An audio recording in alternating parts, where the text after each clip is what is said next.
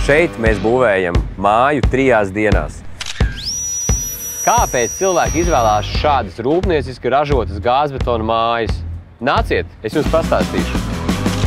Iedomājieties būvobjektu, kur katram būvmateriālam ir sava vieta, kur nav lieku būvmateriālu, kur netiek izvesti konteineri ar būvgružiem, bet katrs materiāls atvests, saražots un nolikts tieši savā vietā.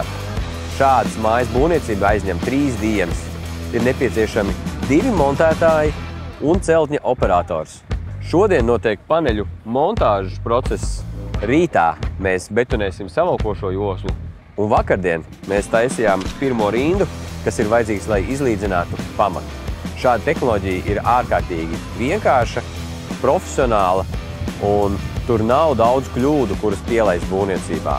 Piesakaties, skatieties, sekojiet līdzi un būvējiet.